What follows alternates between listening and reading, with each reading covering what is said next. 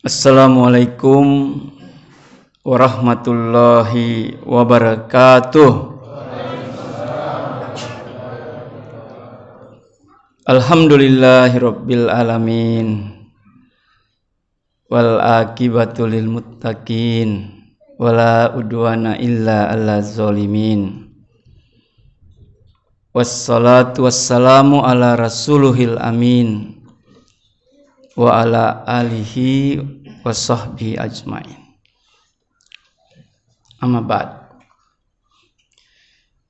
Para jamaah Isya, jamaah Tarwih yang semoga semuanya dirahmati Allah Subhanahu wa taala.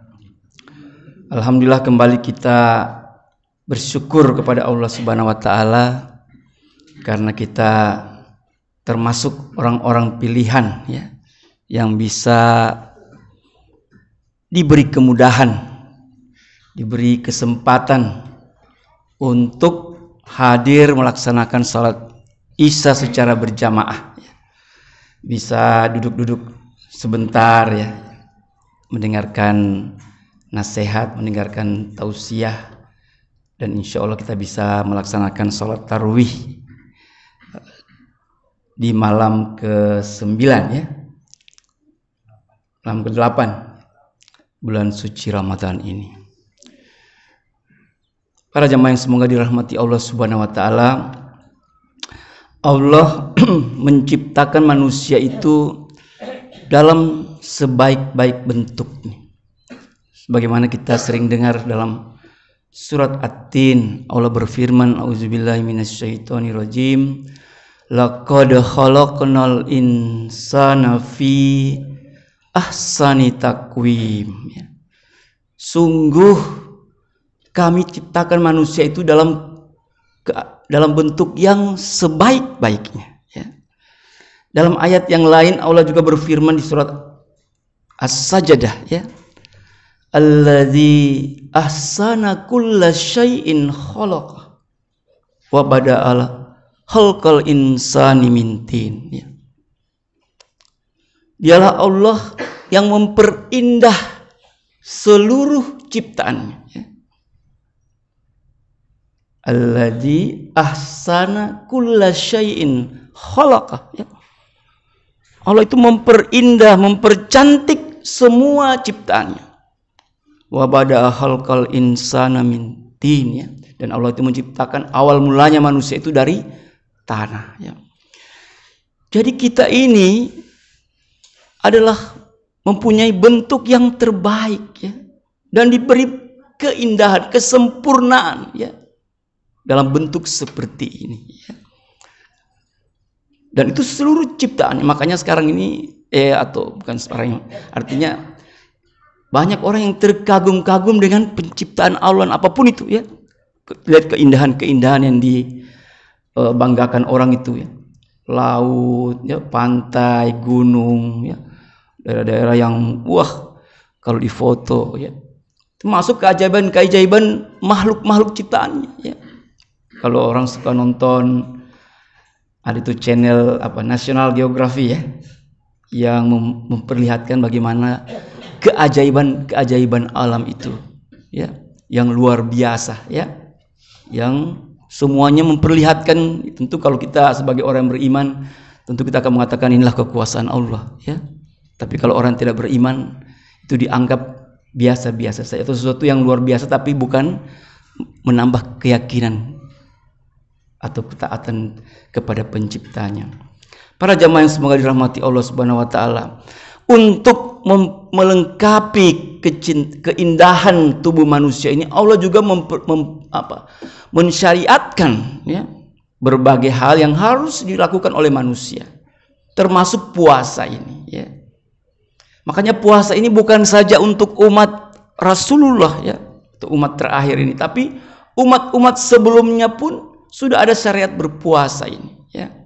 Makanya dalam surat yang kita sering dengar itu, ayat surat Al-Baqarah, Allah mengatakan apa? Kutiba alaikumusiyam kama kutiba alal ladzina min qablikum ya. Diwajibkan atas kalian berpuasa sebagaimana diwajibkan pada orang-orang sebelum kamu. Nah, jadi artinya sebelum kita pun sudah orang berpuasa, ya. Saya pernah melihat, ini contoh kasus yang lain ya. Ada gambar yang katanya ini gambar yang paling dari zaman dulu. Dulu itu orang Yahudi itu kalau sembahyang ya, seperti kita sholat, itu berdiri ya. Kemudian melakukan sholat, itu gambar yang disampaikan di waktu itu ya. Ada mungkin dokumen yang sangat tua ya. Dan memang syariat Allah itu seperti itu. Tapi suka dirubah-rubah orang yang ya kaum sebelum kita ya. Nah, kita ini Masya Allah, kita ini sudah diwanti-wanti jangan merubah apapun ya. Kita memang dilarang dan memang Allah menjaga agama kita ini sehingga tidak ada perubahan-perubahan dari apa yang disampaikan oleh baik dalam Al-Quran maupun dalam Sunnah Rasulullah. Nah sekarang ini bagaimana puasa? Kita lihat puasa ini yang begitu, yang sudah dikatakan penuh dengan keajaibannya, penuh dengan hal-hal yang luar biasa, itu memberikan pengaruh kepada tubuh kita ya. Dan kalau kita lihat dalam surat Al-Baqarah yang berikutnya, Allah merinci tentang puasa ini. Coba kita lihat di surat Al-Baqarah ayat 184 ya. Ayyamam ma'dudat, pada beberapa hari yang sudah ditentukan.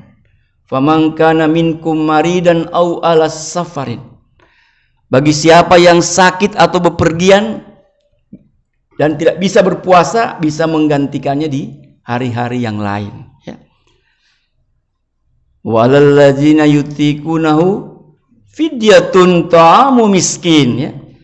Barang siapa yang lemah ya, tidak bisa berpuasa ya, cukup membayar fidyah saja ya untuk satu orang miskin ya. Faman tatawwa'a khairan, bagi siapa yang mau lebih dari itu, fahuwa khairullah, itu lebih baik bagi mereka. Kemudian Allah menutupnya dengan kalimat yang sangat indah ya di ayat ini. Wa antasumu khairul lakum in kuntum ta'lamun. Puasa itu lebih baik bagi kamu jika kamu punya ilmunya ya. Jika kamu paham, jika kamu memahami puasa itu.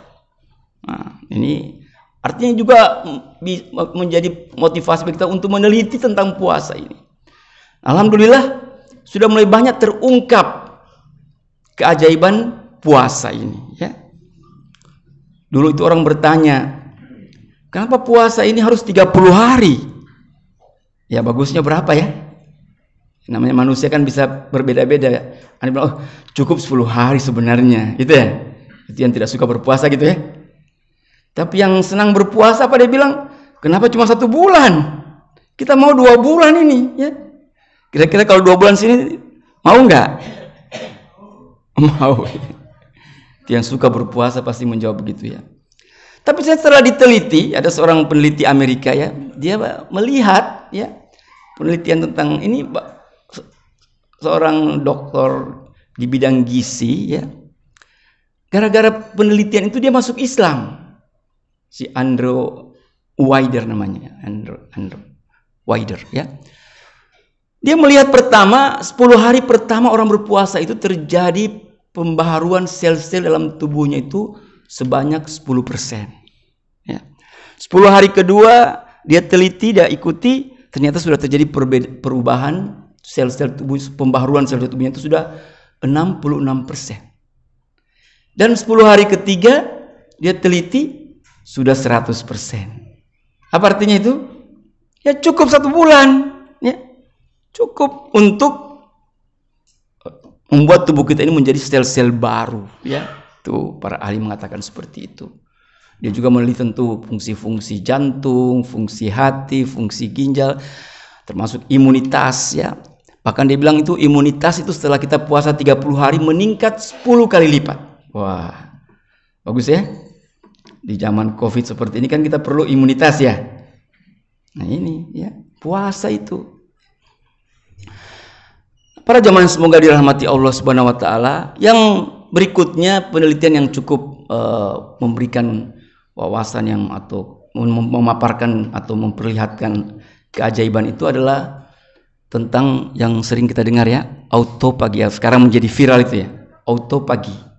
Auto itu sendiri, pagi itu menelan. Mungkin mereka membayangkan, para ahli itu mengatakan seperti sel itu ditelan, yang rusak-rusak itu ya, kemudian jadi baru. Nah, sebenarnya penemuan pertama autopagi ini oleh seorang profesor di Rockefeller University. Dia melihat ada autopagi itu terjadi ya di sel-sel itu ya. Ini profesor ini mendapat hadiah Nobel di tahun 1974 pada zaman itu ya, karena dia melihat pertama ya. Tapi dia belum begitu mendalam ya. Tapi kemudian oleh profesor orang Jepang ini, Yoshinori Otsumi namanya, seorang profesor biomolekuler di Tokyo University. Itu melihat ternyata kalau sel-sel itu dilaparkan, wah, luar biasa sel itu ya. Bayangkan tubuh kita ini ada triliunan sel ya. Dulu waktu kita belajar di kedokteran itu masih zaman-zaman dulu ya, 80-an ya. Itu ada yang mengatakan 1 triliun, 2 triliun sel ini ya. Tapi semakin canggih alat-alat kedokteran ini hanya bisa mengungkap tubuh kita ini terdiri dari 100 triliun sel. Punya uang 100 triliun enggak? Saya bilang kalau kita punya uang 100 triliun kayaknya tidak tinggal di Makassar lagi. Kita sudah tinggal di Singapura ya, atau tinggal di mana gitu ya. Tapi memang kita tidak punya uang 100 triliun, tapi kita punya sel 100 triliun. Kaya tidak kita ini? Kaya akan sel ya gitu ya. Nah, sel-sel ini ya, memang kalau kita lihat, kalau kita belajar sel ya, baik sel tanaman itu kan sama saja itu strukturnya. Sel itu kan ada sel, ada inti sel, ada lagi nukleus, ada DNA, ada namanya mitokondria, namanya lisosom. Nah, lisosom ini seperti tempat untuk pembuangan sampah-sampah ini, ya, lisosom ini. Ini ditemukan oleh si profesor dari Rockefeller ini, namanya Christian de Duve, ya. Tahun 1955 dia temukan lisosom itu yang merubah, akhirnya merubah ilmu pengetahuan tentang sel. Diberi hadiah Nobel tahun 1974. Kemudian si Otsumi ini menjadi mahasiswa postdoktoral ya di Rockefeller ini. Pulang dari Rockefeller University, masuk kembali ke Jepang, dia meneliti ini lagi dari tahun 1983 ya, mulai penelitian tentang autopagi ini. Tahun 2016 baru dapat hadiah Nobel, gitu ya. Coba lihat lamanya orang meneliti itu dapat hadiah Nobel ya. Tapi memang penelitian Otsumi ini ya, Yoshinori ini mengungkap, kalau kita lihat videonya itu luar biasa videonya ya. Kita lihat, dia perlihatkan ini ada sel yang biasa saja. Ini ada sel yang dipuasakan. Sel yang biasa ini cuma ada satu autopagosom terlihat ya, yang mengangkut sampah-sampah hasil metabolisme dalam sel itu. Yang di sebelah sini yang dipuasakan, Masya Allah, itu sel itu autopagosom itu banyaknya ya, dikeluarkan tubuh secara tiba-tiba begitu kita tahan puasa tidak makan langsung keluar secara otomatis ya. Dan itu yang mengangkut seluruh sel-sel yang mati, sel-sel yang ini hasil sampah metabolisme, bakteri, virus, diangkut semuanya. Kemudian dia bergabung dengan masuk ke dalam lisosom, kemudian dia melebur jadi satu. Kemudian sampah ini di-recycle, didaur ulang ya, sehingga menjadi bahan-bahan yang bermanfaat untuk tubuh kita. Makanya sekarang orang begitu melihat puasa dan penemuan si Otsumi ini luar biasa. Syaratnya apa? Cukup dengan mempuasakan, melaparkan sel-sel itu.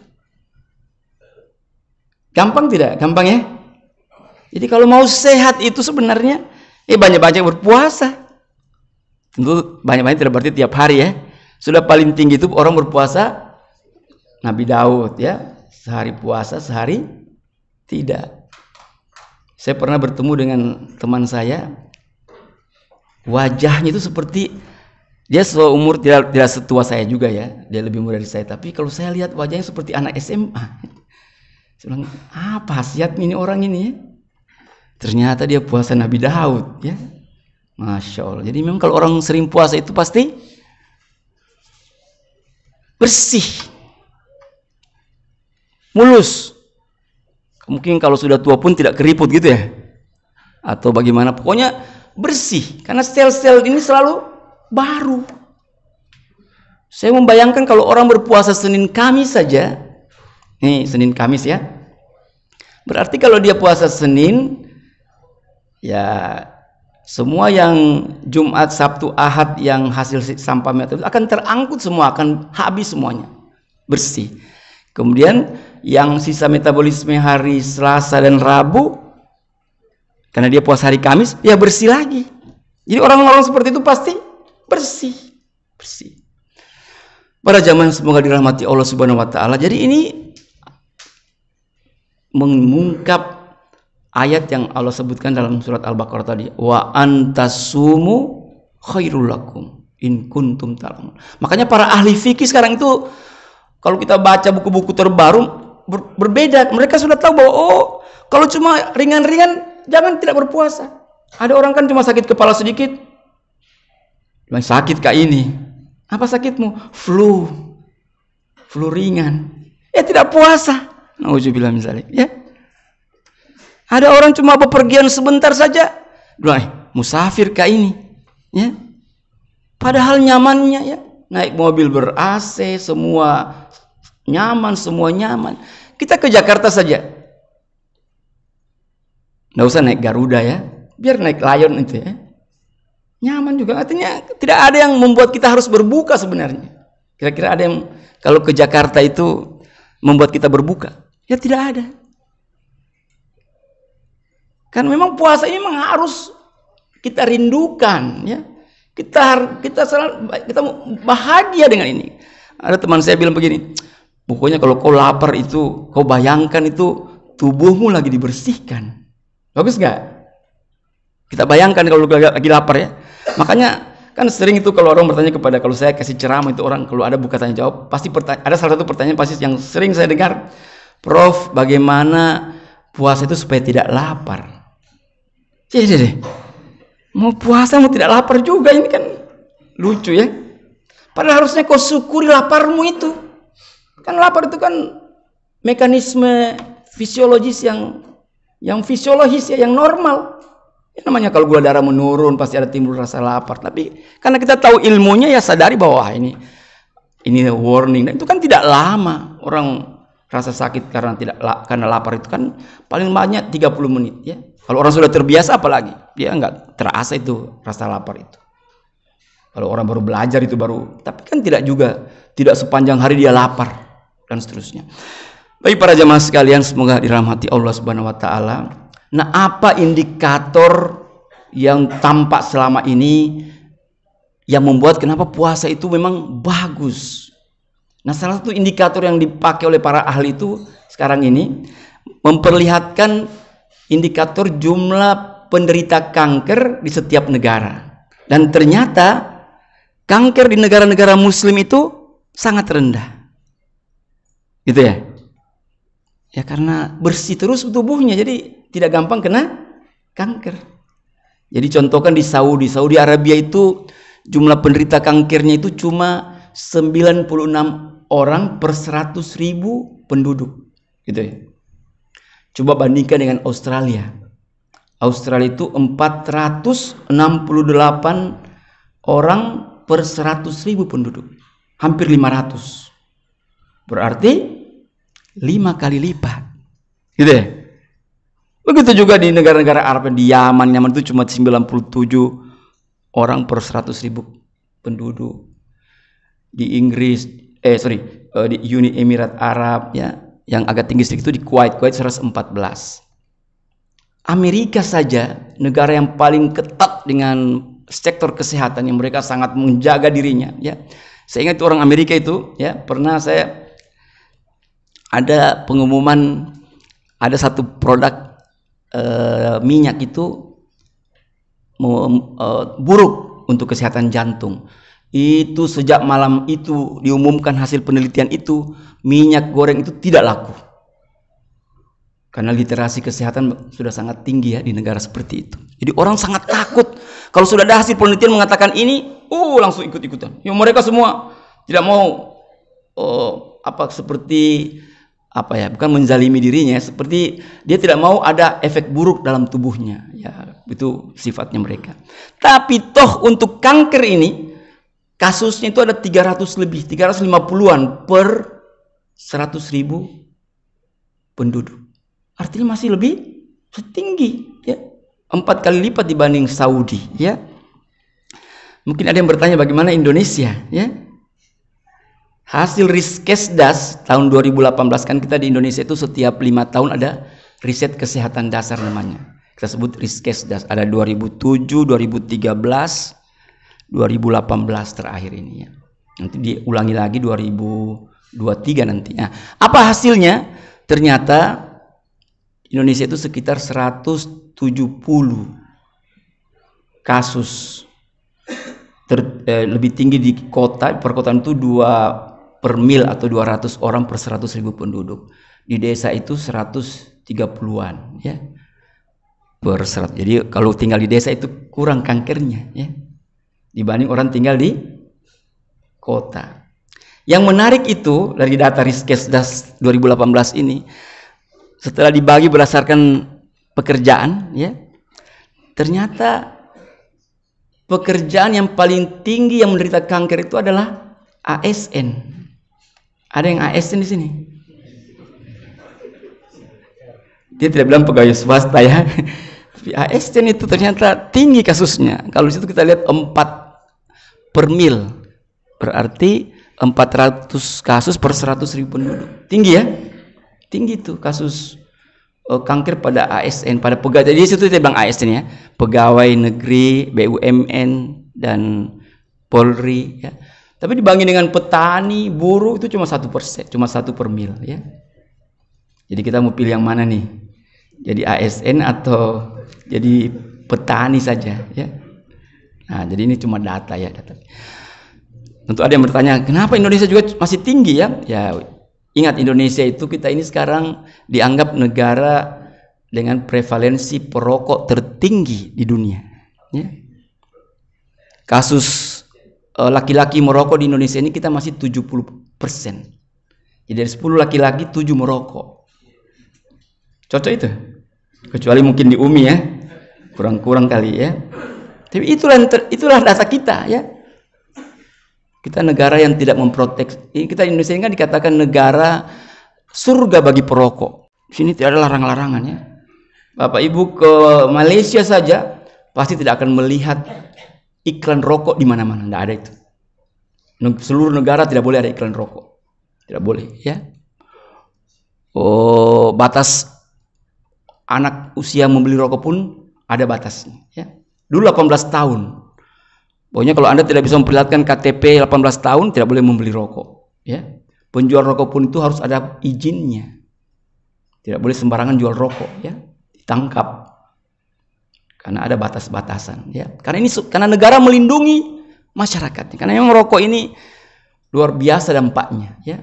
Dampaknya itu luar biasa, ya.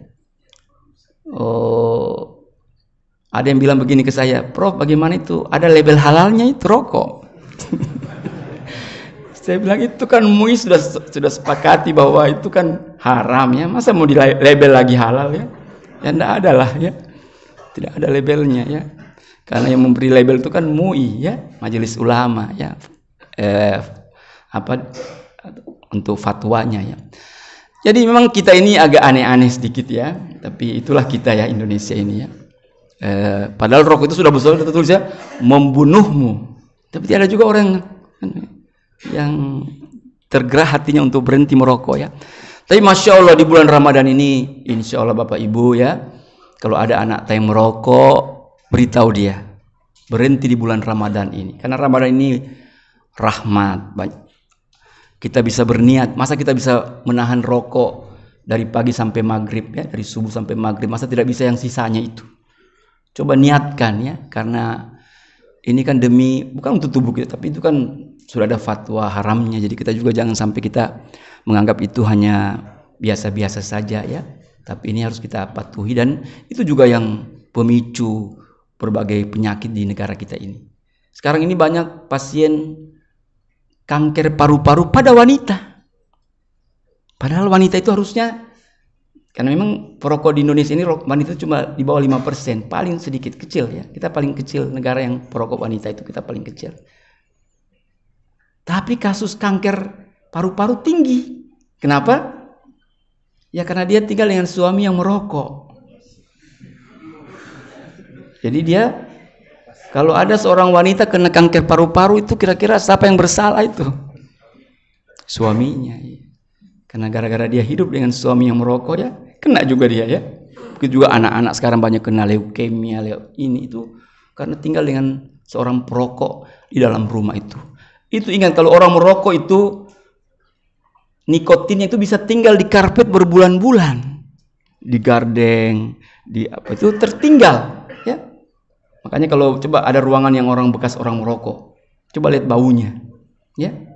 Itu tidak hilang 1-2 hari, itu berminggu-minggu, bisa berbulan-bulan. Jadi jangan disepelekan ya. Makanya merokok itu kalau toh belum bisa ditahan, harus di luar rumah. Karena begitu kita merokok di rumah, kita akan memberikan pengaruh yang luar biasa kepada anak-anak, istri dan seluruh yang tinggal dalam rumah kita. Ini bahayanya. Sehingga kita harus, dan kita tentu pasti ya berbuat zalim ya, karena kita membuat orang menderita. Baik, saya kira ini para jamaah sekalian ya, apa yang ingin saya sampaikan pada kesempatan ini. Marilah kita meyakini ya, atau marilah kita menyenangi ibadah puasa ini ya. Dan jangan puasa hanya bulan Ramadan saja ya. Coba kita mulai mengikuti contoh Rasulullah. Karena sudah ada ayatnya itu kan. Laqad kana lakum fi Rasulillah uswatun hasanah. Sungguh telah ada pada diri Rasul itu contoh yang baik ya. Jadi kita contoh aja Rasulullah ya. Puasa Senin Kamis, atau kita mau puasa Yaumil Bid ya. Karena ini sudah dibuktikan ya, dan sudah terbuka lebar keajaiban puasa ini. Sekarang orang-orang Amerika aja berboyong-boyong, berbondong-bondong puasa ya. Puasa mereka ya. Karena sudah lihat ilmunya ini. Mereka sudah ternyata, apalagi sekarang penyakit yang paling menakutkan di Amerika itu adalah Alzheimer. Apa itu? Penyakit pikun yang berat itu. Biar istrinya dia lupa. Waduh. Apalagi kalau dia lupa hartanya gitu ya. Ada yang begitu. Dan ini tidak ada obatnya. Itu masalah tidak ada obatnya ya. Tidak ada obat yang begitu kita kasih pada pasien itu langsung dia sembuh ya. Nah, apa yang terjadi saat ini ya? Ternyata setelah diteliti, orang-orang yang pikun ya, orang Alzheimer itu ternyata sel-sel otaknya itu kotor. Dan itu tidak terlihat pada mereka-mereka yang rajin puasa ya. Nah, akhirnya sekarang mereka sadar, dan itulah yang membuat orang Amerika itu sekarang berbondong-bondong juga puasa ya. Mereka mau menahan lapar sampai 12-16 jam. Ya, walaupun mereka itu katanya sahurnya jam 10 malam, kemudian dia nanti buka jam 12 siang. Dia bilang puasa jong itu ya. Saya bilang kau kan tidur ya. Beda dengan kita kan sahur sebelum subuh, kemudian beraktivitas di siang hari penuh, nanti maghrib baru buka. Yang mereka tidak, tapi mereka berpikir yang penting sel-sel itu dilaparkan ya. Dan mereka mendapatkan hasil dari, tapi mereka cuma dapat sehat saja ya. Nah, kita ini Masya Allah, puasa itu sudah sering disampaikan oleh para ulama, para dai, hanya Allah yang membalasnya. Begitu besarnya ya faedah atau pahala orang yang berpuasa. Karena yang puasa itu betul-betul melatih kejujuran kita. Orang jujur itu, orang puasa itu orang pasti jujur ya. Karena biar tidak dilihat, dia tetap berupaya untuk mengikuti. Jadi itu latihan-latihan seperti itu harusnya kita jadikan suatu membuat karakter kita juga berubah ya dengan puasa ini. Saya kira mungkin itu yang bisa saya sampaikan. Kita berdoa agar puasa ini menjadi ibadah yang kita senangi, kita dimudahkan untuk berpuasa baik wajib maupun sunnah. Kita menganggap ini adalah suatu yang syariat yang luar biasa yang diturunkan Allah kepada umatnya. Kita harus merasa bahwa inilah kelengkapan Allah membuat tubuh manusia itu adalah tubuh yang sempurna, tubuh yang terbaik. Dan kita ini memang tidak perlu sakit, harusnya. Kalau kita pintar merawat tubuh kita ini. Bisa katanya sakit sekali-sekali. Sakit sembuh ya. Tapi jangan sakit-sakitan. Beda ya. Ada yang sakit terus sakit. Tapi tidak. Kita punya saudara kita ya. Sakit tapi masih cerah wajahnya ya. Masya Allah. Dan itulah manfaat puasa kayaknya ya. Kita harus syukuri kalau kita senang berpuasa, pasti dampaknya luar biasa kepada tubuh kita. Ada orang yang kena penyakit ya pasti langsung parah, semakin parah, akhirnya dia pergi ya atau meninggalkan dunia ini. Tapi ada orang yang Masya Allah ya, dengan sakit itu dia tidak membuat dia tambah parah, karena memang ada pertahanan yang luar biasa. Mudah-mudahan kita termasuk orang-orang yang diberi kemudahan ya, dan menjadikan puasa ini adalah ibadah yang kita senangi, ibadah yang membuat kita selalu bergembira ya. Walaupun berat, tapi itu adalah bagian daripada perjuangan kita dalam menjadi orang-orang muslim yang terbaik, insya Allah. Kita tutup dengan doa kafaratul majelis. Subhanakallahumma bihamdik, asyhadu an la ilaha illa anta, astaghfiruka wa atubu ilaik. Assalamualaikum warahmatullahi wabarakatuh.